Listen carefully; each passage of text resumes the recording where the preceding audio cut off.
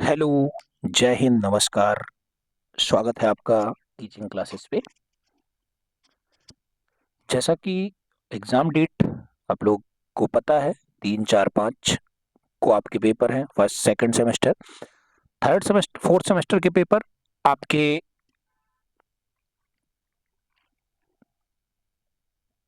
7, 8, 9 को हैं, 6 को बीच में संडे है। सेकंड सेमेस्टर को यहाँ पे फोकस में करके तैयारी करवाई जा रही है आपकी। इसमें हम लोग ने एक वीडियो में सारे अतुलनीय क्वेश्चन देखा, हिंदी के विश्लेषण के साथ देखा, ज़्यादा आपको समझ में आया होगा। ऐसे ही हम लोग कोशिश करेंगे कि एक वीडियो में सारे अति लघु उत्तरीय क्वेश्चन कवर करें। ध्यान से सुनना, लिखने का तरीका बताऊंगा, कुछ एडिशनल चीजें बताऊंगा, अलग से चीजें बताऊंगा जो आपके एग्जाम में मोस्ट इंपॉर्टेंट काम आएंगी और आपको अच्छा भी लगेगा।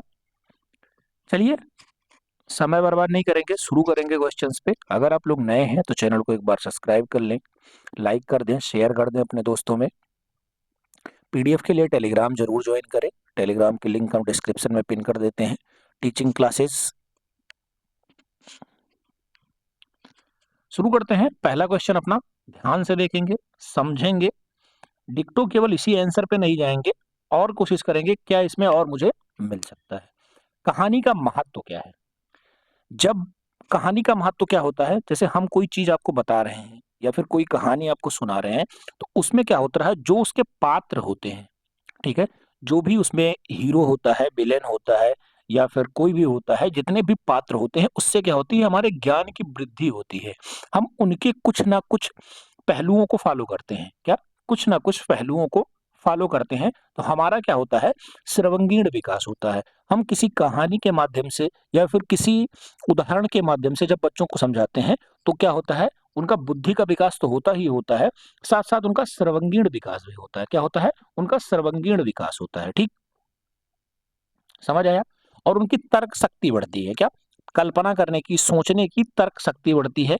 जैसे जिस भी कहानी का हीरो जो भी होता है उसके बारे में बच्चे ज्यादा सोचते हैं, थोड़ा अपनी कल्पना शक्ति बढ़ाते हैं कि हाँ, हमें इसके जैसा बनना चाहिए। ठीक है, क्वेश्चन लघु उत्तरीय में भी आ जाएगा, तो ऐसे ही आप बढ़ा के लघु उत्तरीय में भी लिख सकते हैं। ठीक है, सेकंड नंबर क्वेश्चन अपना है कि बालकों को कहानी पसंद होने का क्या कारण है। क्वेश्चन अच्छा है कि बालकों को कहानी क्यों पसंद आती है। तो बालकों को कहानी, जो हिंदी होता है, ठीक है, उसमें सर्वाधिक कहानियां लिखी होती हैं। जो छोटे बच्चे होते हैं उसमें शेर की कहानी, जैसे एक कहानी आप प्राइमरी बच्चों में पढ़ाए होंगे, चूहे और शेर की कहानी, ऐसे कौवे की कहानी, प्यासे कौवे की कहानी। तो कहानियों को वो सजीव घटना, मतलब अपने आप से सोच लेते हैं। क्या? उसका सजीव चित्रण करने लगते हैं। सजीव चित्रण करने से उनको ज्यादा पसंद आती है। ठीक है, उस चित्र को देखते हैं, आकर्षित होते हैं और उस कहानी को सजीव जीवन में, मतलब अपने स्वयं के जीवन में उतार के उसको, उससे आनंद ग्रहण करते हैं, इसलिए उनको कहानी ज्यादा पसंद आती है। ठीक है, कहानीकार का प्रमुख कौशल क्या है? ठीक है, कहानीकार का प्रमुख कौशल क्या होता है कि बच्चों में, छात्रों में जिज्ञासा बनाए रखे, जिज्ञासा उत्पन्न करे। क्या करे? जिज्ञासा उनमें उत्पन्न करे। ठीक है, सोचने की शक्ति उनकी बढ़ाए, उनमें जिज्ञासा उत्पन्न करे। ये कहानीकार की प्रमुख कौशल में आता है या प्रमुख उद्देश्य होता है। ठीक है, आगे चलेंगे, अगला क्वेश्चन अपना देखेंगे। क्या करना है हमें? कहानी का महत्व बताना है। कहानी का क्या महत्व है? जो हमने अभी आपको ऊपर बताया, कहानी का क्या महत्व है? बच्चों की काल्पनिक शक्ति बढ़ती है, सोचने की शक्ति उनकी बढ़ती है, उनके ज्ञान में वृद्धि होती है। कहानी सुन के बच्चों को मनोरंजन भी होता है। तो इन सब की, ये सब क्या है, कहानी के महत्व है। कुछ बच्चे तो कहानी इसलिए सुनने लगते हैं कि उनको चैप्टर पढ़ना ना पड़े। ये भी होता है। प्राइमरी में क्या होते हैं, जब आप पढ़ाने गए होंगे तो बच्चे ज्यादातर, सर आज कहानी सुनाइए, मैडम आज कहानी सुनाइए, कहानी सुनने में वो बिजी हो जाते हैं, तो वो अपने जो उनका पाठ्यक्रम होता है उससे दूर हटने लगते हैं। ठीक है, उनको काम नहीं करना पड़ता है, होमवर्क नहीं करना पड़ता है, ये सब उनके कहानी सुनने का, होमवर्क ना करने का एक बहाना होता है। लेकिन कहानी से क्या होता है, सबसे बड़ी चीज क्या होती है, आपकी तार्किक शक्ति का विकास होता है, आपके सोचने की क्षमता का विकास होता है। ठीक है, मनोरंजन भी होती है। नेक्स्ट क्वेश्चन अपना है लोक कथा से क्या लाभ है? क्या है? लोक कथा से क्या है? जब हम कोई लोक कथा सुनाते हैं तो उसमें क्या होता है? उसमें धार्मिक चित्रण भी होता है, धर्म के बारे में। किसी भी लोक कथा, जब हम कोई लोक कथा बच्चों को सुनाएँगे, लोक कथा के माध्यम से बच्चों के मस्तिष्क में धार्मिक, जैसे किसी भी धर्म के, किसी पार्टिकुलर धर्म की बात नहीं करनी है, किसी भी धर्म के प्रति उनकी भावना उत्पन्न हो जाती है कि हाँ, ये अच्छा है, ये अच्छा है, ऐसा है, वैसा है। तो क्या होता है? उनमें धार्मिक तथा शिक्षाप्रद भावनाएँ उत्पन्न की जाती हैं। क्या? उनमें धार्मिक और शिक्षाप्रद भावनाएँ उत्पन्न की जाती है। ठीक है? अगला क्वेश्चन अपना है, मौखिक शिक्षण कितने प्रकार के होते हैं? ठीक है? मौखिक शिक्षण कितने प्रकार के होते हैं? मौखिक शिक्षण मुख्यतः 2 प्रकार यहाँ मिलेंगे, कहीं-कहीं आपको 4 प्रकार भी मिल जाएँगे। मौखिक शिक्षण के कहीं-कहीं 4 प्रकार भी मिलेंगे आपको। यहाँ 2 है, हम लोग 2 मान के चलेंगे। ध्वनि कितने प्रकार की होती है? क्या है? ध्वनि 2 प्रकार की होती है। क्या होती है? ध्वनि कितने प्रकार की होती है? तो ध्वनि 2 प्रकार की होती है। ठीक है? शब्द किसे कहते हैं? अगला क्वेश्चन अपना है, शब्द किसे कहते हैं? अपने भावों को, जो आपके भाव हैं, दूसरे को हमें बताना है या प्रतीक देना है या फिर व्यक्त करना है, उनको क्या कहते हैं? उन्हीं को शब्द कहते हैं। ठीक है? प्रसारित करने के लिए या ध्वनि के प्रतीकों का उपयोग करते हैं, किसी भी, हमें किसी को कुछ बताना है, शब्द, जैसे हमें राम लिखना है, हम बोल रहे हैं तो ये मौखिक हो गया। हमें उनको बताना है, शब्द कैसे बना, रा मा, रा पे आ की मात्रा रा और मा राम। तो ये क्या हो गया? उनको प्रसारित कर रहे हैं, प्रतीक लगा रहे हैं, तो क्या हो गया? उसको शब्द कहते हैं। ठीक है? आगे चलते हैं। अगला क्वेश्चन क्या है? गतिविधियों पर आधारित शिक्षण से क्या आशय है? गतिविधियां, अगर हम बच्चों को कुछ कार्य करवा के उनको पढ़ा रहे हैं, गतिविधि करा के पढ़ा रहे हैं, तो उनमें क्या होते हैं? वो क्रियाशील हो जाते हैं, बच्चे भी क्रियाशील रहते हैं और टीचर भी क्रियाशील हो जाता है। वही उपयोगी मानी जाती है, या विधि सबसे उपयोगी जाती है जिसमें शिक्षण व विद्यार्थी, शिक्षक या विद्यार्थी दोनों क्रियाशील होते हैं। क्या? शिक्षक या विद्यार्थी दोनों क्रियाशील होते हैं। अगला क्वेश्चन हमारा है, विद्यार्थी की गतिविधि का मूल्यांकन किस प्रकार किया जाता है?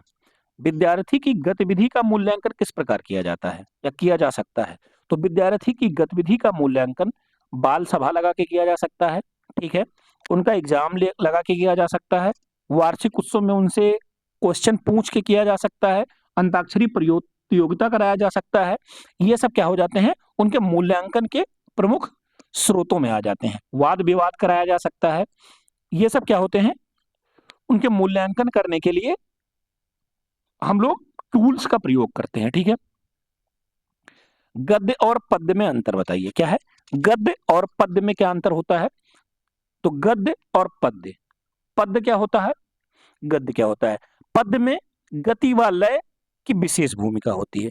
पद्य होता है, जैसे आपने कोई दोहा पढ़ा होगा, कोई चौपाई पढ़ा होगा, तो उसमें पद मिलते हैं, अंतिम पद मिलता है, या पहला, जैसे दोहा, तो इसमें 4 चरण होंगे, चारों चरण का तुक मिलेगा। क्या मिलेगा? कोई कविता पढ़ी होगी आपने, तो उसको तुक मिलेगा, तो वो क्या होता है? पद होता है, पद्य होता है। ठीक है? गद्य क्या होता है? गद्य में जैसे कहानी है, आत्मकथा है, ये सब क्या होते हैं? गद्य होते हैं। इसमें तुक मिलने की जरूरत नहीं होती है। ठीक है? और पद्य में क्या होता है? पद्य में तुक मिलना जरूरी होता है। ठीक है? समझ आया गद्य और पद्य क्या होता है? गद्य का अर्थ लिखिए। अभी हमने आपको बताया, गद्य वो होते हैं जिनमें तुक मिलते हैं, मात्राएं का बंधन, मात्राओं के बंधन नहीं होते हैं। क्या है? गद्य क्या होते हैं? जिनमें तुक नहीं मिलते हैं, जिनकी रचना में छंद, सात्र, गण, मात्राओं का बंधन नहीं होता है, उसको हम लोग क्या बोलते हैं? गद्य बोलते हैं। और पद्य में क्या होता है?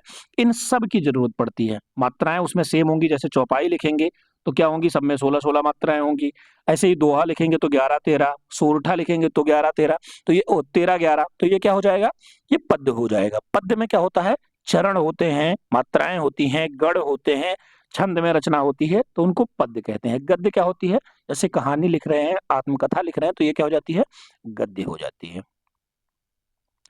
अगला क्वेश्चन अपना है कि सूक्ष्म शिक्षण या सूक्ष्म पाठ के क्या उद्देश्य हैं? सूक्ष्म पाठ या सूक्ष्म शिक्षण के क्या उद्देश्य हैं? वाक्य की रचना में व्याकरण के ज्ञान का पूर्ण उपयोग होता है। जब हम कोई वाक्य की रचना करते हैं तो उसमें व्याकरण का ज्ञान पूर्ण होना चाहिए, ठीक है। शब्द ज्ञान कोश में वृद्धि होती है। अगर हम सूक्ष्म शिक्षण कर रहे हैं तो छोटे-छोटे शब्द लिख रहे हैं तो आपके शब्द ज्ञान कोश की भी वृद्धि होती है, ठीक है।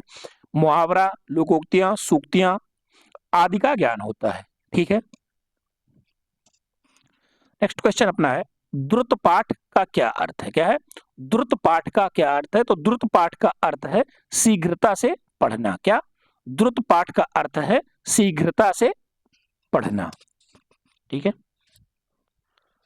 अगला क्वेश्चन अपना है, अभिव्यक्त का अर्थ बताइए। क्या? अभिव्यक्त का अर्थ बताइए। तो अभिव्यक्त का अर्थ होता है व्यक्ति द्वारा प्रकट किए गए भावों को अभिव्यक्ति कहते हैं। क्या? व्यक्ति द्वारा प्रकट किए गए भावों को अभिव्यक्ति कहते हैं। जब कोई व्यक्ति अपने भावों को प्रकट करता है उसी को अभिव्यक्ति कहते हैं, ठीक है। व्यक्ति अपने हृदय में विचारों भावों वाणी का प्रदान करता है, उसे अभिव्यक्ति कहते हैं। समझ गए आप? हम अपने अंदर के भावों को जब हम अपना एग्जाम में अपने आंसर लिखेंगे, वो क्वेश्चन पूछेगा तो हम जो भी आंसर लिखेंगे अपने भावों को प्रकट करेंगे ना, वही हमारा अभिव्यक्त है, ठीक है। प्रोफेसर रमन बिहारी लाल, क्या? प्रोफेसर रमन बिहारी लाल ने मौखिक अभिव्यक्ति को किस प्रकार प्रभाषित किया है? तो प्रोफेसर रमन बिहारी लाल जी ने मानव अपने हृदय के भावों को प्रकट करने के लिए जिस ध्वन्यात्मक संकेत या साधन का प्रयोग करता है उसी को मौखिक अभिव्यक्ति कहते हैं। मानव या फिर व्यक्ति या फिर छात्र या फिर कोई भी अपने हृदय के भावों को प्रकट करने के लिए जिस ध्वन्यात्मक संकेत या साधन का प्रयोग करता है उसे क्या कहते हैं? मौखिक अभिव्यक्ति कहते हैं। समझ में आया आपको? आइए नेक्स्ट पे चलते हैं। नेक्स्ट क्वेश्चन हमारा है, मौखिक अभिव्यक्ति के साधन कौन से हैं? किस साधन से आप मौखिक अभिव्यक्ति कर सकते हैं? कौन कौन से साधन होते हैं? आप किसी को कहानी सुना रहे हैं, कविता कर रहे हैं, कहीं भाषण दे रहे हैं, कहीं व्याख्यान कर रहे हैं, कहीं वार्तालाप कर रहे हैं, किसी से विचार विमर्श कर रहे हैं, वाद विवाद कर रहे हैं, चर्चा परिचर्चा कर रहे हैं, ठीक है। इन सब के माध्यम से हम अपनी मौखिक अभिव्यक्ति व्यक्त कर रहे हैं, ठीक है। लिखित अभिव्यक्ति व्यक्त करने के साधन, हिंदी बहुत ही आसान है। हम हिंदी इसलिए आपको ज्यादा फोकस से पढ़ा रहे हैं कि ये स्कोरिंग सब्जेक्ट है, ये 25 मार्क्स का आता है। अगर आप नहीं पढ़ेंगे तो भी आप पास हो जाएंगे, लेकिन अगर आप अच्छे से पढ़ लेंगे तो आप 25 में 24 मार्क्स ला सकते हैं, जो आपके एग्जाम में आपके परसेंटेज को इंक्रीज करेगा, ठीक है। परसेंटेज का बहुत रोल है। अभी आपको नहीं लग रहा है कि आपका साथी जो है वो 91% पा गया, आप 90 पाए हैं। ये बाद में जब आप सुपर टेट का पेपर देंगे और फाइनल मेरिट में 0.01 या 2 ऐसे बाहर होंगे तो आपको बहुत दुख होगा कि आप थोड़ा सा अगर हिंदी पढ़ लिए होते तो परसेंट हमारा इतना डिक्रीज ना हुआ होता, ठीक है। आगे चलते हैं, अगला क्वेश्चन देखते हैं। अगला क्वेश्चन अपना है, हाँ, लिखित अभिव्यक्ति व्यक्त करने के साधन। तो लिखित अभिव्यक्ति जब कोई कुछ व्यक्त करना होता है तो क्या करते हैं? हम कोई सार लेखन करते हैं, पत्र लिखते हैं, निबंध लिखते हैं, आत्मकथा लिखते हैं, कहानी लिखते हैं और अब तो पीपीटी भी लिखने लगे हैं, नाटक लिखते हैं। तो ये क्या हो जाती है? लिखित अभिव्यक्ति हो जाती है, ठीक है। अक्षर का अर्थ क्या है? अक्षर क्या होता है? जो नासवान ना हो उसे अक्षर कहते हैं। क्या? जो नासवान ना हो उसे अक्षर कहते हैं। क्षर का अर्थ होता है नाश होना तथा आ का अर्थ होता है नहीं। जो कभी नाश ना हो उसे क्या कहते हैं? अक्षर कहते हैं। किसी भी अक्षर का नाश नहीं होता है, ठीक है। अक्षर मिलकर शब्द का रूप लेते हैं, जैसे वर्ण, अक्षर, ये सब आप आगे पढ़ेंगे। मिल ही गया आपको। वर्ण किसे कहते हैं? अक्षरों के समूह को, अक्षरों का दूसरा ही नाम, अक्षरों का समूह या अक्षरों का दूसरा नाम क्या कहलाता है? वर्ण कहलाता है, ठीक है। वर्ण को कितने भागों में बांटा गया है? 2 भागों में बांटा गया है। एक तो स्वर में बांटा गया है और एक व्यंजन में बांटा गया है। हिंदी में कुल कितने वर्ण होते हैं? तो आप याद रखिएगा 52। कितने होते हैं? 52 52। इसमें स्वर कितने होते हैं? स्वर 11 होते हैं। हम आपको चिल्ला चिल्ला के बहुविकल्पी में बताए थे, स्वर आपको 11 लिखना है। अगर आपको लिख दिया कि कामता प्रसाद गुरु जी के अनुसार, तो हम क्या लिखेंगे? तब हम 10 लिखेंगे। क्या करेंगे? तब हम 10 लिखेंगे। व्यंजन कितने होते हैं? 33। कितने होते हैं? 33। 33 और 11 कितना हो गया? 44। हमने तो आपको बताया 52, तो 8 कहाँ चले गए? कुछ बच्चों का सब्जेक्ट क्वेश्चन होगा, आप अच्छे से पूछ लेंगे तो वो फंस जाएंगे कि 8 कहाँ चले गए। तो 4 संयुक्ताक्षर होते हैं और 4 अंतस्थ होते हैं। क्या होते हैं? अंतस्थ होते हैं। ये 4 और ये 4, 8 मिलके कितने हो जाते हैं? 52 हो जाते हैं। ठीक है, आगे क्या है? शब्द की व्याख्या कीजिए। क्या? शब्द की व्याख्या कीजिए। शब्द किसे कहते हैं?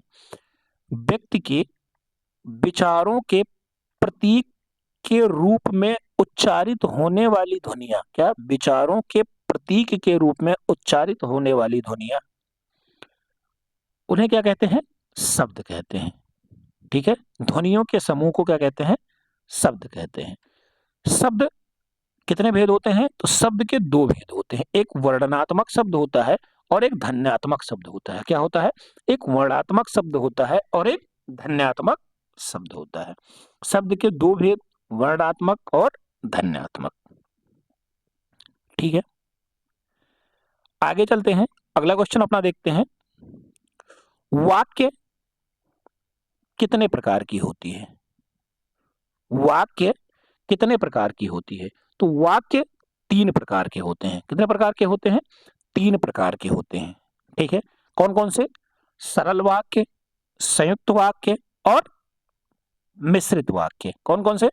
सरल वाक्य, संयुक्त वाक्य और मिश्रित वाक्य। सरल वाक्य को पहचानने के लिए क्या होता है? एक इसमें एक उद्देश्य एक ही विधेयक होता है। क्या? एक उद्देश्य एक ही विधेयक होता है, वो सरल वाक्य होता है। एक उद्देश्य एक से अधिक विधेय होते हैं, वो संयुक्त वाक्य होते हैं। इनको पहचानने की ट्रिक आगे बताऊंगा। बहुत अच्छी ट्रिक है कि आप देख के बता देंगे कौन सा वाक्य सरल है, कौन सा मिश्रित है और कौन सा संयुक्त है। समझ आया?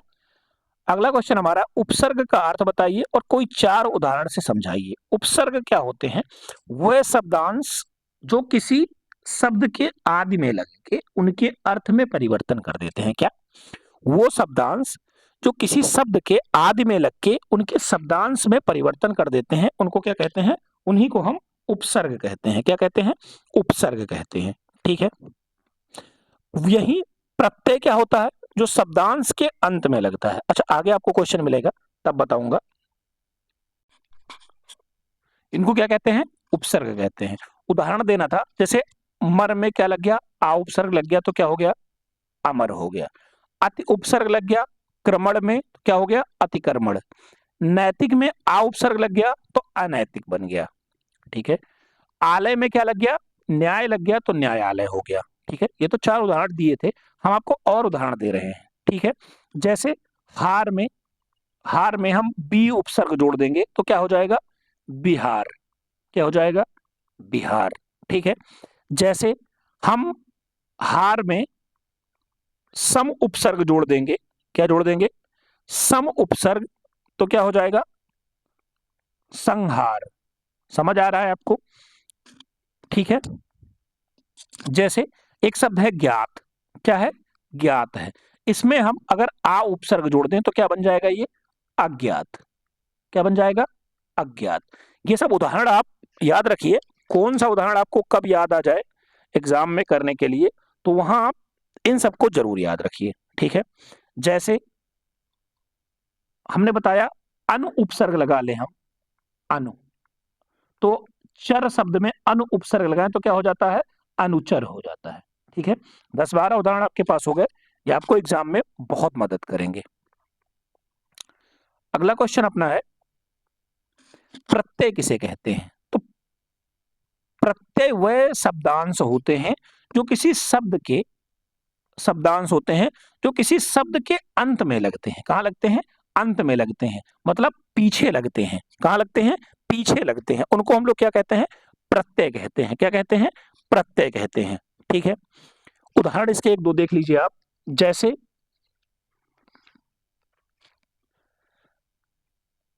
जैसे आपा, आपा प्रत्यय लगा है तो बुढ़ापा, क्या? बुढ़ापा। ठीक है। जैसे मैं आपको बता रहा हूं, आवना प्रत्यय लगा है, क्या? आवना। डरावना, क्या? डरावना। शब्द क्या बना इससे? डरावना। ठीक है। आपा प्रत्यय लगा था, बुढ़ापा बन गया। ठीक है। जैसे आक प्रत्यय होता है, क्या होता है? आक प्रत्यय होता है तो क्या हो जाता है? तैराक। ठीक है। फिर क्या होता है? जैसे आकू प्रत्यय होता है तो क्या हो जाता है? लड़ाकू। ठीक है। ये सब क्या है? इसके उदाहरण है, याद रखिएगा। उदाहरण भी पूछ सकता है आपसे लघु उत्तरीय में। अगला क्वेश्चन अपना है कि सामासिक पद किसे कहते हैं? क्वेश्चन बढ़िया है। सामासिक पद किसे कहते हैं या समास किसे कहते हैं? तो जब दो या दो से अधिक शब्दों को परस्पर आपस में मिला के एक शब्द बनाया जाता है। क्या है? जब दो शब्दों को आपस में मिलाकर एक शब्द बनाया जाता है तो उसे क्या कहते हैं? सामासिक पद कहते हैं या फिर समास कहते हैं। क्या कहते हैं? सामासिक पद कहते हैं या फिर समास कहते हैं। ठीक है। जैसे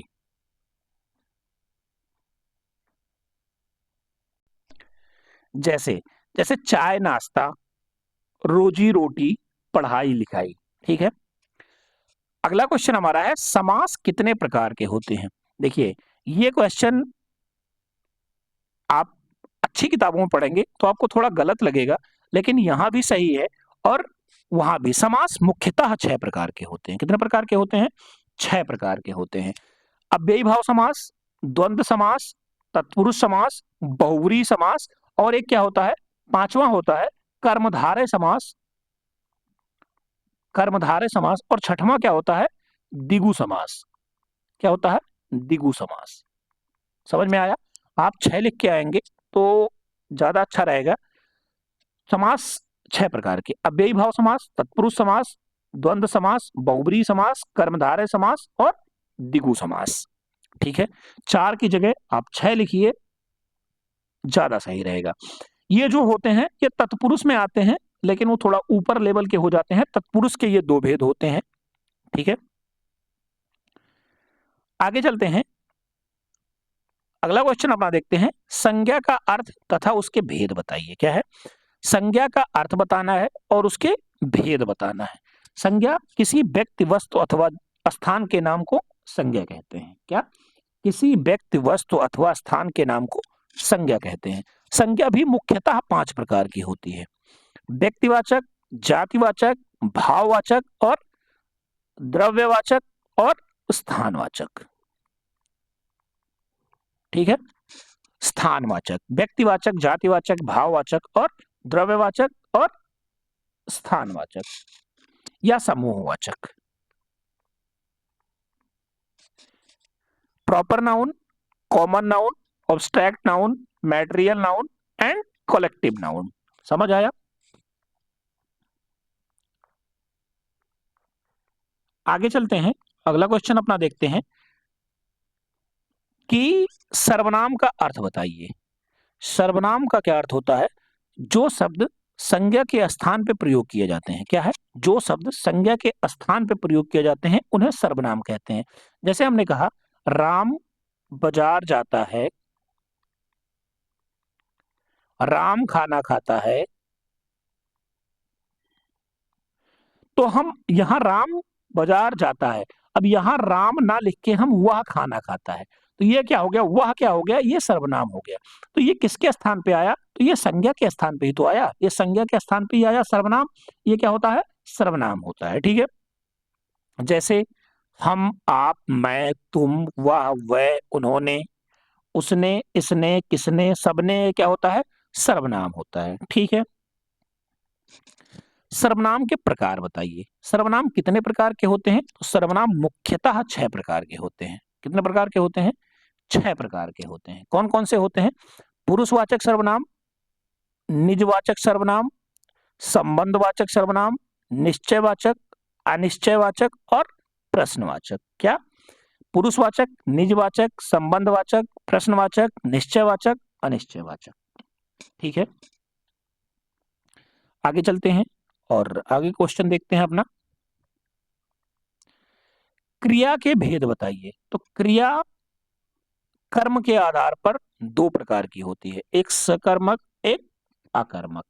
ठीक है, वैसे क्रिया के कई भेद होते हैं, नाम धातु क्रिया और कई प्रकार की क्रिया होती है, लेकिन कर्म के आधार पर जब हम देखेंगे, और ज्यादातर कर्म के आधार पर ही आपसे पूछता है, कर्म के आधार पर क्रिया के दो भेद होते हैं, एक सकर्मक और एक आकर्मक। जिसमें कर्म की जरूरत होती है उसको सकर्मक, जिसमें कर्म की आवश्यकता नहीं होती है उसको साकर्मक कहते हैं। ठीक है, साकर्मक क्रिया में प्रभाव कर्म पर पड़ता है, वही चीज हमने आपको समझाई।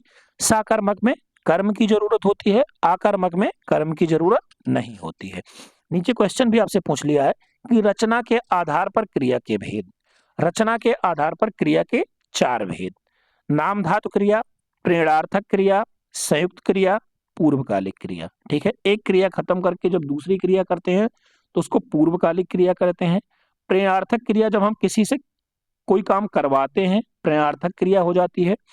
नाम धातु क्रिया जैसे हथियाना, ये सब क्या हो जाता है, नाम धातु क्रिया में आता है। संयुक्त क्रिया जब दो क्रियाओं का मेल होता है तो उसको संयुक्त क्रिया कहते हैं।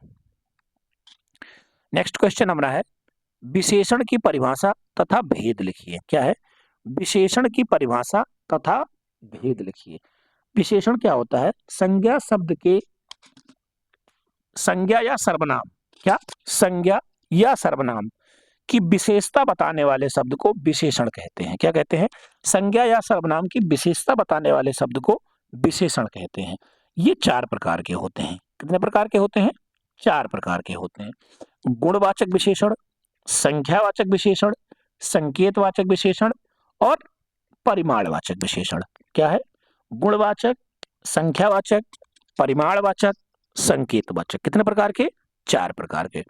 ठीक है, नेक्स्ट क्वेश्चन अपना है, वचन कितने प्रकार के होते हैं। क्या है, वचन कितने प्रकार के होते हैं। तो वचन वो क्या होते हैं, वचन जो संख्या बताते हैं। क्या बताते हैं, संख्या का बोध कराते हैं, उनको क्या कहते हैं, वचन कहते हैं। संख्या, नंबर का बोध कराते हैं, उनको वचन कहते हैं। ये मुख्यतः दो प्रकार के होते हैं, एक वचन, बहुवचन। अगर हम संस्कृत में देखेंगे, फर्स्ट सेमेस्टर में आपने संस्कृत में भी देखा होगा, तो वहां तीन प्रकार के होते हैं, एक वचन, द्विवचन और बहुवचन। कितने प्रकार के, तीन प्रकार के, एक वचन, द्विवचन और बहुवचन। नेक्स्ट क्वेश्चन अपना देखते हैं, लिंग की परिभाषा दीजिए। क्या है, लिंग की परिभाषा दीजिए। लिंग वो होते हैं जो हमें बोध करवाते हैं कि ये नारी जाति का है कि या पुरुष जाति का है। मतलब जातियों का बोध करवाने के लिए, जाति दूसरे जाति पे मत जाइएगा, नारी जाति स्त्रीलिंग या पुल्लिंग का बोध करवाते हैं, उनको लिंग कहते हैं। ये दो प्रकार के होते हैं, स्त्रीलिंग, पुल्लिंग। संस्कृत हम पढ़ेंगे तो वहां पे हमें ये तीन मिलेंगे, स्त्रीलिंग, पुल्लिंग और नपुंसकलिंग। ठीक है, नेक्स्ट क्वेश्चन हमारा है, वाचन के प्रकार बताइए। वाचन कितने प्रकार के होते हैं। तो वाचन मुख्यतः दो प्रकार के होते हैं, प्रमुखता या मुख्यतः।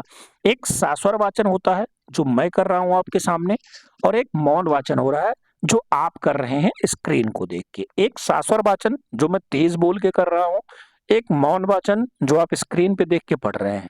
इसको हम लोग क्या कहते हैं, लाउड आर ओरल। लाउड हम बोल के कर रहे हैं, आप साइलेंट पढ़ रहे हैं, स्क्रीन देख रहे हैं, क्वेश्चन पढ़ रहे हैं, हम तेज तेज बोल के आपको पढ़ा रहे हैं। ठीक है, शाश्वर वाचन किस प्रकार किया जाता है। अभी हमने आपको बताया शाश्वर वाचन जो तेज बोल के किया जाता है। जैसे हम आपको पढ़ा रहे हैं, आपका टीचर क्या कर रहा है, शाश्वर वाचन कर रहा है। ठीक है, आप स्क्रीन पे देख के क्या पढ़ रहे हैं, मौन वाचन कर रहे हैं। ठीक है, अगला क्वेश्चन सेम वही है, मौन वाचन का क्या अर्थ है।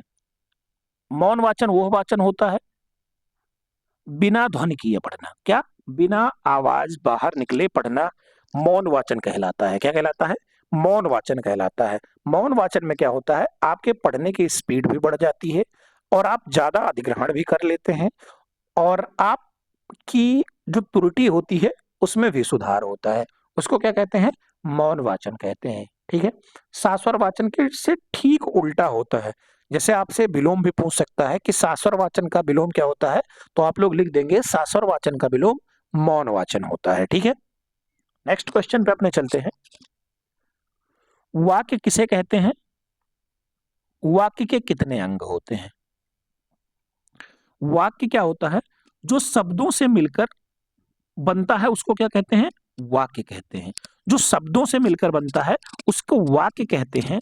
वाक्य के दो अंग होते हैं, एक उद्देश्य होता है और एक विधेय होता है। उद्देश्य जिसके बारे में कहा गया हो उसको उद्देश्य, और जिसके लिए कहा गया हो उसे विधेय कहते हैं। ठीक है, पदक्रम का क्या अर्थ है। पदक्रम आप इंग्लिश पढ़ रहे होंगे, उसमें आप देख रहे होंगे सब्जेक्ट ऑब्जेक्ट प्रेडिकेट वगैरह वगैरह।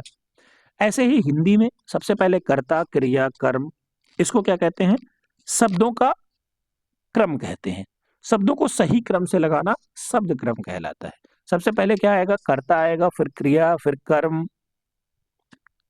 ठीक है, नेक्स्ट क्वेश्चन है, संयुक्त वाक्य किसे कहते हैं। जब दो या दो से अधिक स्वतंत्र रूप से समुच्चय बोध द्वारा जोड़े जाते हैं तो उनको क्या कहते हैं, संयुक्त वाक्य कहते हैं। ये ज्यादातर और तथा इन सब से जुड़े होते हैं। किससे जुड़े होते हैं, और तथा इन सब से जुड़े होते हैं, तो इनको क्या कहते हैं, संयुक्त वाक्य कहते हैं। नेक्स्ट क्वेश्चन अपना है,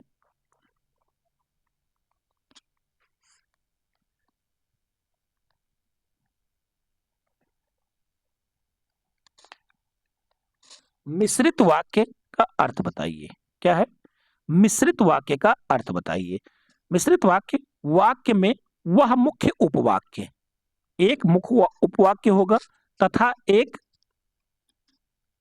से या एक से अधिक आश्रित उपवाक्य होंगे, मतलब उस पर निर्भर होंगे, उसको क्या कहेंगे, मिश्रित वाक्य कहेंगे। डॉक्टर ने कहा कि एक सेब प्रतिदिन खाना चाहिए। क्या, डॉक्टर ने कहा एक सेब प्रतिदिन खाना चाहिए, ये क्या हो गया, ये मिश्रित उपवाक्य हो गया। ठीक है,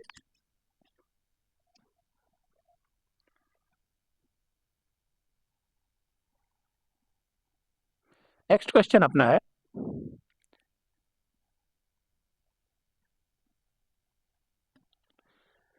व्यूह का विलोम क्या होता है।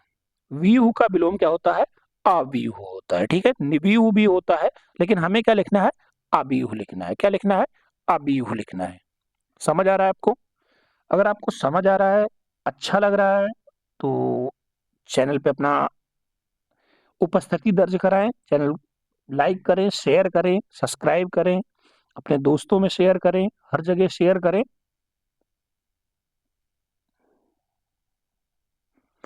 नेक्स्ट क्वेश्चन अपना है, मैंने कहा होगा। क्या है, मैंने कहा होगा वाक्य किस प्रकार का वाक्य है। मैंने कहा होगा, एक ही चीज हमें खाली लिखनी है कि ये संदेहवाचक है। ठीक है, क्या है, संदेहवाचक है। मैंने कहा होगा, हमें याद नहीं है कि हमने कहा था कि नहीं कहा था, ये क्या हो गया, संदेहवाचक। नेक्स्ट क्वेश्चन अपना है, उन्मेष में उपसर्ग। उपसर्ग हमने आपको भी बताया था, जो शब्द के आगे लगते हैं, आगे लग के उनके अर्थ में परिवर्तित कर देते हैं, तो क्या होता है, उत प्लस मेष, तो क्या हो जाता है, उन्मेष। पहला तीसरे में बदल जाता है। ठीक है, जिसके हाथ में चक्र हो, जिसके हाथ में चक्र हो, वाक्यांश के लिए एक शब्द हमें लिखना है कि जिसके हाथ में चक्र हो उसको क्या कहते हैं, तो वो होते हैं चक्रपाणी या चक्रधारी भगवान विष्णु। ठीक है, चक्रधारी, चक्रपाणी या चक्रधर। ठीक है, अगला क्वेश्चन अपना है कि जिसके पास तुरंत सोच की शक्ति हो, वाक्यांश के लिए एक शब्द हमें बताना है, जिसके पास तुरंत सोचने की शक्ति हो, तो उसको क्या बोलते हैं, प्रति उत्पन्नोमति। क्या, प्रति उत्पन्न मति, जो तुरंत उत्पन्न कर लेता है, इसको प्रत्युत्पन्न उत्पन्नो मति भी कहते हैं। वर्तनी ये भी होती है और ये भी होती है। अगला क्वेश्चन हमारा है वीर रस का स्थायी भाव। देखिए, रस मुख्यतः 9 प्रकार के होते हैं। 9 रस के अस्थाई भाव होते हैं, 9 ही अस्थाई भाव भी होते हैं। वीर रस का अस्थाई भाव क्या होता है? उत्साह होता है। क्या होता है? उत्साह होता है। वीर रस का अस्थाई भाव उत्साह होता है। वहीं आपको श्रृंगार रस मिलेगा, तो श्रृंगार रस का अस्थाई भाव रति होता है। क्या होता है? रति होता है। ठीक है। ऐसे ही हास्य रस मिलेगा, हंसी होता है। करुण रस मिलेगा, शोक होता है। और ऐसे 8 प्रकार के आपको रस मिलेंगे। अगला क्वेश्चन है कंधी का तत्सम शब्द बताइए। देखिए, हिंदी जो है ये आपको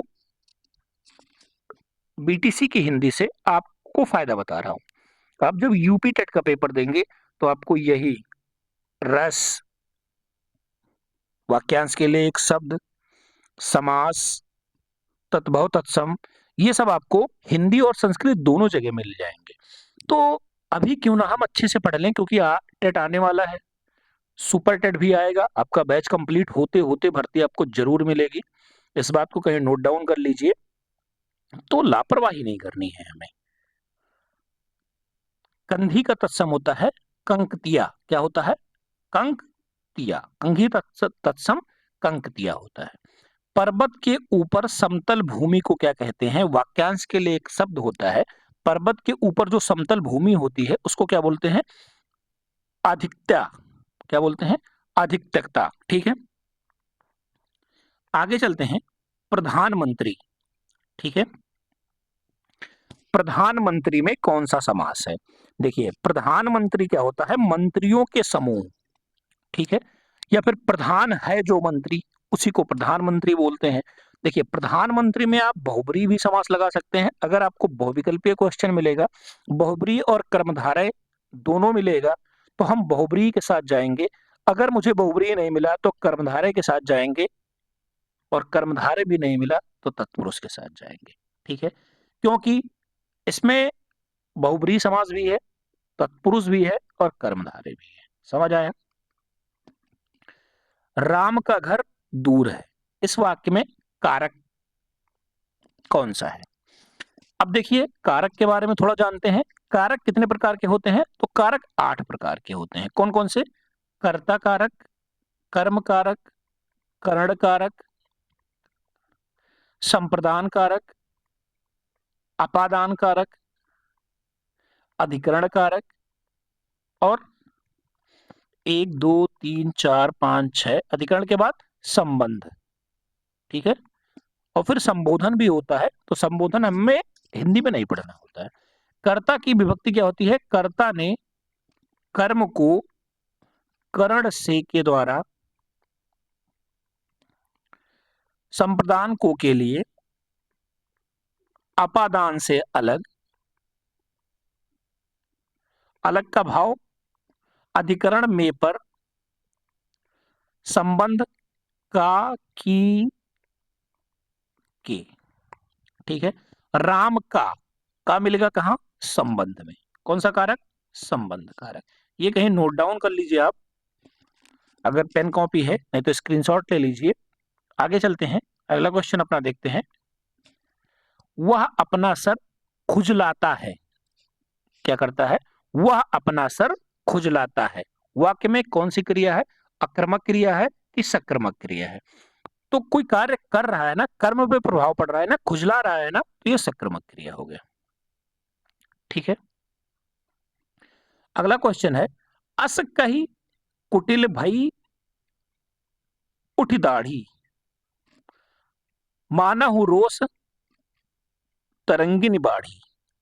पूछा है कौन सा मानव में कौन सा अलंकार है? देखिए, उत्प्रेक्षा अलंकार का एक ट्रिक बता रहा हूं। मनहु मानो, क्या? मनहु मानो, जनहु जानो, ये सब शब्द जब मिलते हैं तो वहां क्या होता है? उत्प्रेक्षा अलंकार होता है। उत्प्रेक्षा और उपमा में बहुत बच्चे कंफ्यूज होते हैं। उपमा में क्या होता है? सा और सम होता है। सा और सम। मनहु मानो कहां होता है?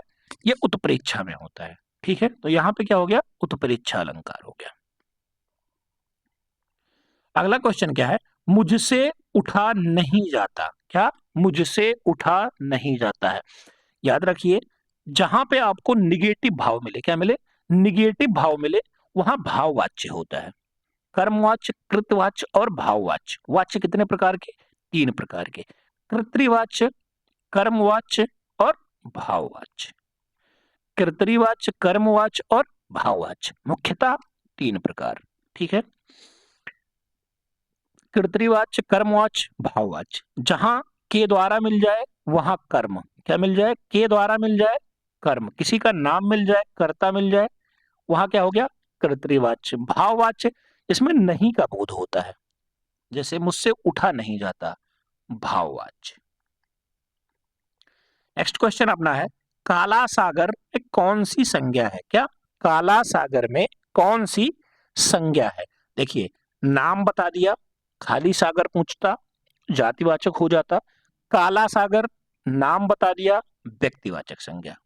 ठीक है, एक विशेष पूछ रहा है, चौराहा में कौन सा समास है। चौराहा 4 राहों का समूह, द्विगु समास। क्या होगा, द्विगु समास।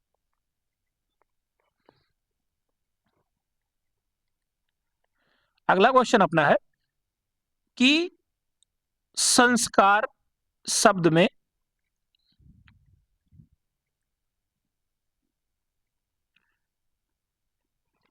संस्कार शब्द में उपसर्ग बताइए। तो इसका क्या होता है, सम प्लस कार। सम अभी पहले, सबसे पहले बताया था आपको, सम क्या हो जाएगा, उपसर्ग हो जाएगा। क्या हो जाएगा, उपसर्ग हो जाएगा। फिर क्या लिखा है, सुष्टि। क्या है, सुष्टि का तत्भव शब्द क्या होगा। सुष्टि का तत्भव शब्द सोंठ होता है। क्या होता है, सोंठ। ठीक है, लिखावट शब्द में प्रत्यय बताइए। क्या प्रत्यय लगा है, आवट प्रत्यय लगा है, पीछे शब्द होता है। लिख क्या होता है, लिख प्लस आवट, लिखावट। क्या, लिख प्लस आवट, लिखावट। अगला क्वेश्चन क्या है, स्वर और व्यंजन में अंतर बताइए। देखिए, स्वर और व्यंजन की परिभाषा आप जान लीजिए, उसी से आपके अंतर भी क्लियर हो जाएंगे। स्वर वह होते हैं, वह वर्ण होते हैं जिनको किसी की सहायता नहीं ली जाती है, स्वतंत्र रूप से बोले जाते हैं, उनको क्या कहते हैं हम लोग, स्वर कहते हैं। स्वर को स्वतंत्र रूप से बोला जाता है। जैसे आप आ बोलिए, किसी की जरूरत नहीं पड़ेगी। जैसे हमने आ लिखा, तो किसी और की जरूरत नहीं पड़ी, ये स्वर हो गया। व्यंजन क्या होता है, इनको स्वरों की जरूरत पड़ती है। जैसे हमने का लिखा, तो ये का के बाद में क्या आता है आपके पास, आ आता है। क्या आता है, आ आता है।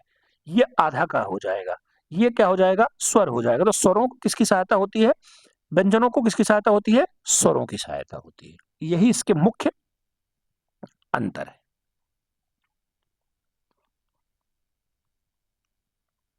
अगला क्वेश्चन अपना है, आदर्श वाचन किसे कहते हैं। क्या है, आदर्श वाचन किसे कहते हैं। 2015 में क्वेश्चन आया था कि आदर्श वाचन किसे कहते हैं। ठीक है, तो आदर्श वाचन, सुर मिलाया जाए, लय मिलाया जाए, विराम चिन्हों पर विशेष ध्यान दिया जाए, इन सब पर ध्यान दिया जाता है, इसके साथ पढ़ाई की जाती है, तो उसको आदर्श वाचन कहते हैं। क्या, सुर मिला के, लय मिला के, विराम चिन्हों पर ध्यान देके पढ़ाया जाता है, तो उसको क्या कहते हैं, आदर्श वाचन कहते हैं। क्या कहते हैं, आदर्श वाचन कहते हैं। ठीक है, अगला क्वेश्चन क्या है, अनुरुक्त योम निसीम शब्द का विलोम बताइए। तो अनुरक्त का आप लोग जानते हैं विरंती नहीं होगा, अनुरक्त का विरक्ति होता है। क्या होता है, विरक्ति होता है। ये गलत लिखा है, विरंती नहीं होगा। निस्सीम का असीम होता है। ठीक है, असीम का निस्सीम होता है। अगला क्वेश्चन है, विस्मयादि बोधक चिन्ह का प्रयोग कब करते हैं। जब हम किसी चीज के आश्चर्य में पड़ जाते हैं, किसी चीज से हमें घृणा होने लगती है, या कोई चीज हमारे सामने नई घटती है, या हमें बहुत खुशी होती है, तो हम क्या करते हैं, विस्मयादि बोधक का चिन्ह प्रयोग करते हैं। विस्मयादि बोधक एक्सक्लेमेटरी साइन क्या ऐसे बनता है, विस्मयादि बोधक चिन्ह का प्रयोग करते हैं। समझ आ रहा है आपको। द्रुत, पाठ का क्या अर्थ है? अभी आपको बताया था। द्रुत मतलब क्या होता है? जल्दी जल्दी पढ़ना। ठीक है, द्रुत पाठन, शीघ्रता से पढ़ना।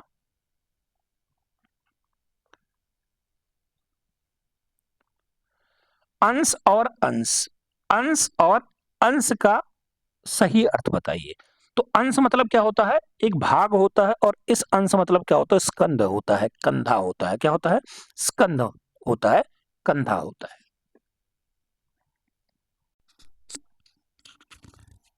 अगला क्वेश्चन अपना है, स्वर किसे कहते हैं? क्या है? स्वर किसे कहते हैं? स्वर का अर्थ ऐसे उच्चारण से है जो अपने आप से हो सके। अभी ऊपर हमने आपको बताया था, स्वर का उच्चारण करने के लिए हमें किसी की आवश्यकता नहीं पड़ती है, जबकि व्यंजन का उच्चारण करने के लिए हमें स्वरों की जरूरत पड़ती है। ठीक है। अगला क्वेश्चन है कि निम्नलिखित शब्द का विलोम लिखिए। क्या है? मूक का विलोम क्या होता है? वाचाल होता है। क्या होता है? मूक मतलब ना बोलने वाला, कम बोलने वाला। वाचाल मतलब ज्यादा बोलने वाला या फिर अत्यधिक बोलने वाला। ठीक है। उत्थान का पतन क्या होता है? उत्थान का पतन होता है। ठीक है। नेक्स्ट क्वेश्चन हमारे पास है कि आ उपसर्ग से बनने वाले दो शब्द लिखिए। जैसे आ उपसर्ग से क्या बनता है? आजन्म है, आगमन है, आकाश है। ये सब क्या होते हैं? आ उपसर्ग से बनते। उपसर्ग पहले बताया था आपको, शब्द के आगे लगते हैं। नेक्स्ट क्वेश्चन अपना है, जिस शब्द का प्रयोग संज्ञा के स्थान पर होता है उसे क्या कहते हैं? सबसे पहली परिभाषा आपको बताया था कि संज्ञा के स्थान पर प्रयोग होने वाले शब्द को सर्वनाम कहते हैं। क्या? संज्ञा के स्थान पर प्रयोग होने वाले शब्द को सर्वनाम कहते हैं। क्या कहते हैं? सर्वनाम कहते हैं। ठीक है। अगला क्वेश्चन हमारा है, पत्र कितने प्रकार के होते हैं? पत्र कितने प्रकार के होते हैं? पत्र मुख्यतः दो प्रकार के होते हैं। एक औपचारिक पत्र होता है और एक अनौपचारिक पत्र होता है। क्या होता है? औपचारिक पत्र होता है और एक अनौपचारिक पत्र होता है। ठीक है। प्रति उपसर्ग से बनने वाले दो शब्द, जैसे प्रतिकूल, प्रतिछाया, प्रत्येक, ठीक है, प्रतिदिन, ये सब क्या हो जाते हैं? प्रति उपसर्ग से बनते हैं। समझ आ रहा है आपको? कारक में कौन सा प्रत्यय है? तो का रक, अक प्रत्यय क्या निकल के आ रहा है? अक प्रत्यय निकल के आ रहा है, कारक। ठीक है। ईसा ने पत्र पढ़ा, वाक्य में लकार प्रयुक्त हुआ है। ठीक है। मतलब कौन सा काल है? लकार मतलब होता है काल। पत्र पढ़ा क्या हो गया? भूतकाल हो गया। क्या हो गया? भूतकाल हो गया। पत्र पढ़ा, भूतकाल आ गया। ठीक है। बालक तेज दौड़ता है, इस वाक्य में क्रिया विशेषण का प्रयोग हुआ है। ठीक है। इस वाक्य में किस क्रिया विशेषण का प्रयोग हुआ है? तो विशेष विशेषण का प्रयोग हुआ है। ठीक है। अगला क्वेश्चन हमारा है, वर्णन शब्द के दो पर्यायवाची शब्द लिखने हैं हमें। क्या? वर्णन शब्द के दो पर्यायवाची शब्द, जैसे किसी चीज का वर्णन करना, व्याख्यान करना, आख्यान करना या कथन कहना, ये सब क्या होते हैं? वर्णन के पर्यायवाची होते हैं। नेक्स्ट क्वेश्चन अपना है, सर्वनाम के दो उदाहरण। सर्वनाम मैंने क्या बताया आपको? संज्ञा के स्थान पर प्रयोग होने वाले शब्द को सर्वनाम कहते हैं। जैसे मैं, तुम, तुमको, तुम्हारा, किसी, किसको, ये सब क्या होते हैं? सर्वनाम होते हैं। ठीक है। प्रा उपसर्ग लगाने वाले, सॉरी, पा प्र उपसर्ग से बनने वाले दो शब्द, जैसे प्रसार, प्रचार, ठीक है, ये सब क्या हो जाता है? प्रमेय, ये सब क्या हो जाता है? प्रा उपसर्ग से बनने वाले शब्द हैं। प्रत्यय किसे कहते हैं? परिभाषा आपको बताई थी। प्रत्यय जो शब्द के अंत में लगते हैं और उनके अर्थ में परिवर्तन कर देते हैं। क्या?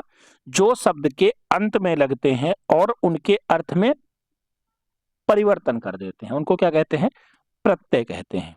जैसे लौकिक में इक प्रत्यय लगा है, मित्रता में ता प्रत्यय लगा है। क्या? लौकिक में इक प्रत्यय लगा है और मित्रता में ता प्रत्यय लगा है। समझ आया आपको?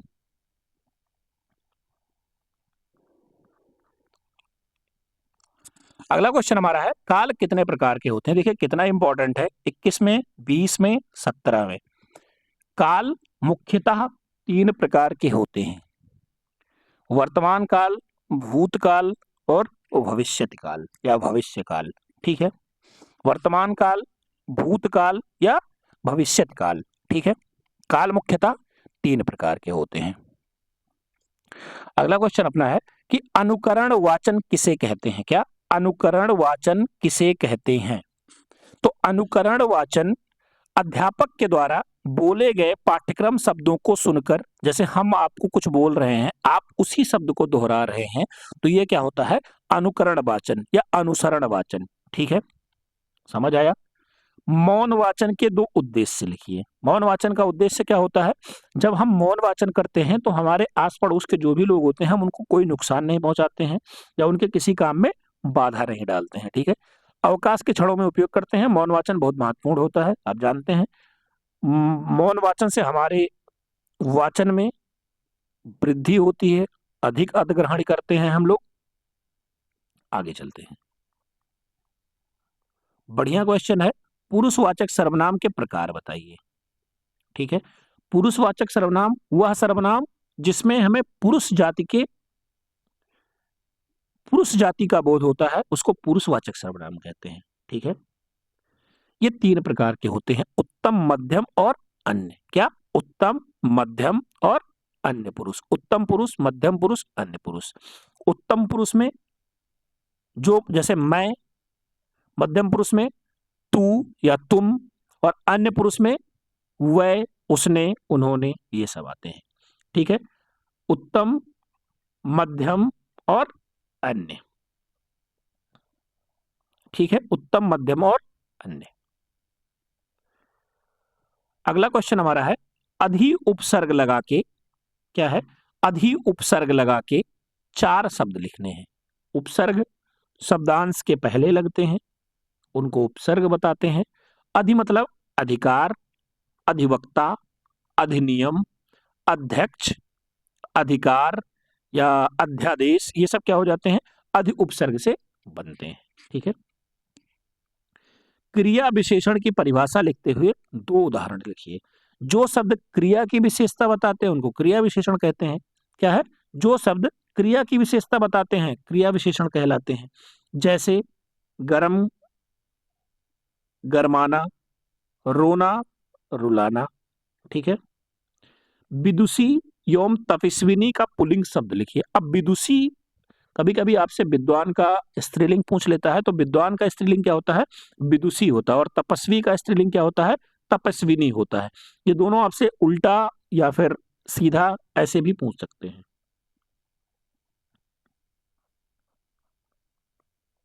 आगे चलते हैं, अगला क्वेश्चन देखते हैं। अशुद्धि, अशुद्ध शोधन में शब्दों, वाक्यों के कुछ उदाहरण दीजिए। देखिए, कुछ शब्द आपको वर्तनी की दृष्टि से शुद्ध और अशुद्धि करने के लिए मिलेंगे, मोस्ट इंपॉर्टेंट होते हैं। सुपर टेट में बहुत मिलते हैं आपको, और यूपी टेट में मिलते हैं, वनडे एग्जाम देते होंगे आप, वहां मिलते हैं। ये क्या होते हैं? जैसे नाराज, क्या लिखा है? नाराज, ये अशुद्ध है। होता क्या है? नाराज, नाराज नहीं होता है, नाराज होता है। पूर्व लिखा है, पूर्व होता है। ठीक है, मात्रा का हेर फेर होता है। पत्नी, पत्नी नहीं होता है, पत्नी होता है, पत्नी होता है। और तिथि, तिथि होता है, तिथि नहीं होता है। गुरु, गुरु, मात्रा का उलटफेर है। ईश्वर, ईश्वर। ठीक है, आधीन नहीं होता है, अधीन होता है। ठीक है, पुरुष बड़ाऊ की मात्रा होती है, रा में। स्टेशन नहीं, स्टेशन होता है। उन्मुख, सॉरी, सम्मुख, सन्मुख नहीं होता है, सम्मुख होता है। क्या? सन्मुख नहीं, सम्मुख होता है। अगला क्वेश्चन अपना अगला है कार्यक्रम। क्या है? कार्यक्रम, कार्यक्रम ऐसे लिखा जाता है। लड़की, लड़की नहीं होता है, लड़की होता है। ठीक है, परिश्रम, ये परिश्रम होता है। श्रीमती नहीं होता है, श्रीमती होता है। पूर्ण होता है, और चिन्ह ऐसे लिखा जाता है। शाम ऐसे होता है, शर्म ऐसे लिखा जाता है, उत्पात नहीं होता है, उत्पात होता है, भाग्य नहीं होता है, भाग्य होता है, और ऋषि ऐसे लिखा जाता है, और अनाचरण नहीं, आचरण होता है। ऐसे ही आपको वाक्य में शुद्धि करने के लिए मिलेगा कि वाक्य शुद्धि करके बताइए आप, राम ने पुस्तक खरीदा। अब पुस्तक क्या होता है? स्त्रीलिंग होता है, स्त्रीलिंग के साथ स्त्रीलिंग का प्रयोग करेंगे। राम ने पुस्तक खरीदी। शीला का सांस, सांस फूल रहा है। सांस क्या होती है? स्त्रीलिंग होती है, तो शीला की सांस फूल रही है। क्या है? फूल रही है। मेरी घोड़ा दौड़ रहा है। अब देखिए, मेरी क्या हो गया? स्त्रीलिंग हो गया। इधर घोड़ा क्या है? पुल्लिंग है, तो घोड़े के साथ क्या होगा? मेरा होगा। क्या होगा? मेरा होगा। ठीक है। प्राण निकल गया। प्राण क्या होता है? बहुवचन होता है। प्राण निकल गए। क्या? प्राण निकल गए। सुधा ने 5 कचौड़ी खाई। सुधा ने 5 क्या है? बहुवचन है, तो कचौड़ी नहीं होगा, कचौड़ियां हो जाएगा। ठीक है। हमने आज दिल्ली जाना है। हमने नहीं होता है, हमें आज दिल्ली जाना है। कहां जाना है? दिल्ली जाना है। मैं मेरा काम कर रहा हूं। मैं अपना काम कर रहा हूं, मेरा काम नहीं, मैं अपना काम कर रहा हूं। आगे क्या है? माता जी, तुझे तुम्हारी बहुत याद आ रही है। माता जी, मुझे तुम्हारी बहुत याद आ रही है। माता जी, तुम्हारी नहीं होगा, माता जी, मुझे आपकी बहुत याद आ रही है। क्या होगा? आपकी बहुत याद आ रही है। शीला भोजन खा चुकी है। शीला भोजन खा चुकी नहीं है, कर चुकी है। ठीक है। खाना खा चुकी होगा, भोजन कर चुकी होगा। राम ने नौकरी छोड़ दिया। राम ने नौकरी छोड़ दी, दिया नहीं। सीमा पढ़ना मांगती है, तो मांगती है नहीं, सीमा पढ़ना चाहती है। क्या करना चाहती है? पढ़ना चाहती है। तो पढ़ो ना मेरे चैनल से। मुझको स्कूल जाना था। मुझको नहीं होता है, मुझे स्कूल जाना था। क्या? मुझे स्कूल जाना था। रीना मेरे पैरों पर गिर पड़ी। तो रीना मेरे पैरों पर गिर पड़ी। ठीक है। अगला है, मैं बाजार जा रहा हूं। मैं बाजार जा रहा हूं, तो मैं बाजार को जा नहीं रहा हूं, मैं बाजार जा रहा हूं। ऐसे ही वर्तनी शुद्धि में और वाक्य शुद्धि के दोनों के क्वेश्चन आपको मिलेंगे। आगे चलते हैं और अगला देखते हैं क्या लिखा है। निम्नलिखित शब्दों को शुद्ध रूप में लिखिए। यही क्वेश्चन 2019 में आया था। क्या दिया था? प्रिया। प्रिया, तो प्रिया ऐसे लिखा जाता है।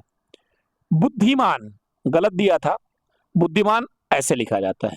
श्रीमती नहीं होता है, श्रीमती होता है, श्रीमती जी। उत्सव गलत लिखा है, आधेयता का प्रयोग होता है, उत्सव। ठीक है। अगला है कि भाववाचक संज्ञा किसे कहते हैं? क्या है? भाववाचक संज्ञा किसे कहते हैं? उदाहरण सहित लिखिए। अब हमने आपको जो बहुविकल्पीय क्वेश्चन पढ़ाया था तब बताया था कि भाववाचक संज्ञा वह संज्ञा होती हैं जिनको हम स्पर्श कर नहीं सकते। क्या नहीं कर सकते? स्पर्श कर नहीं सकते, केवल महसूस कर सकते हैं, उनको हम भाववाचक संज्ञा कहते हैं। जैसे आप कितने अच्छे हैं, आपकी अच्छाई कितनी है, तो हम केवल महसूस कर सकते हैं। आपके अंदर क्या उत्साह है, हम महसूस कर सकते हैं। आप पेपर के लिए कितना जागरूक हैं, हम महसूस कर सकते हैं, ना कि छू सकते हैं कि कितना जागरूक हैं आप। ये सब क्या होते हैं? भाववाचक संज्ञा में आते हैं। समझ में आया? बचपना है आपका भाववाचक संज्ञा। आगे अगला क्वेश्चन है, अभी उपसर्ग जोड़कर 4 शब्द लिखिए। अभी उपसर्ग लगा के 4 शब्द, अभिमान, अभिज्ञान, अभिशाप, अभिलाषा। अभिज्ञान, अभिमान, अभिशाप, अभिलाषा। ठीक है।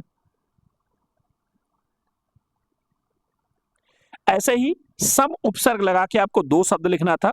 सम उपसर्ग जब लगा के लिखेंगे तो क्या होगा? सम्मुख सम्मेलन। क्या? सम्मुख सम्मेलन।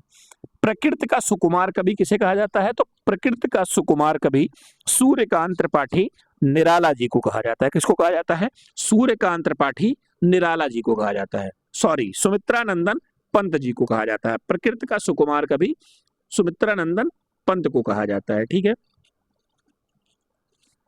पंच परमेश्वर की कहानियों के लेखक कौन है? तो पंच परमेश्वर की कहानी के लेखक मुंशी प्रेमचंद हैं। अंधे की लकड़ी होना, अंधे की लकड़ी होना, मुहावरे का अर्थ क्या होता है? अंधे की लकड़ी उसका एकमात्र सहारा होता है। क्या होता है? एकमात्र सहारा होता है। जैसे श्रवण कुमार अपने माँ के अंधे की लकड़ी थे। श्रवण कुमार के माता पिता दोनों लोग अंधे थे, तो वो अपने माता पिता के लिए क्या थे? अंधे की लकड़ी थे। ठीक है। प्रसंगोचित, प्रसंगोचित में किस समास का उदाहरण है? प्रसंगोचित, प्रसंग है जो चित, है जो चित आ गया, कर्मधारय समास आ गया। क्या आ गया? है जो कर्मधारय समास होता है। ये है आपके अति लघु उत्तरीय के सारे क्वेश्चन। बहुविकल्पी हमने आपको सारा करवा दिया, अति लघु उत्तरीय सारा करवा दिया। एक एक घंटे की 2 वीडियो है, दोनों आप हिंदी आराम से देखिए। कोशिश करेंगे कि एक वीडियो में हम मोस्ट इंपॉर्टेंट लघु उत्तरीय क्वेश्चन लेके आए, जिससे आपकी हिंदी 25 में 25 की पूरी तरह से तैयारी आपकी हो जाए। अगर आप लोग नए हैं तो चैनल को सब्सक्राइब कर लें, लाइक कर दें, शेयर कर दें अपने दोस्तों में, और पीडीएफ के लिए टेलीग्राम ज्वाइन कर लें। मिलते हैं आपसे अगली वीडियो में, तब तक के लिए धन्यवाद। जय हिंद और अपना ख्याल रखिए।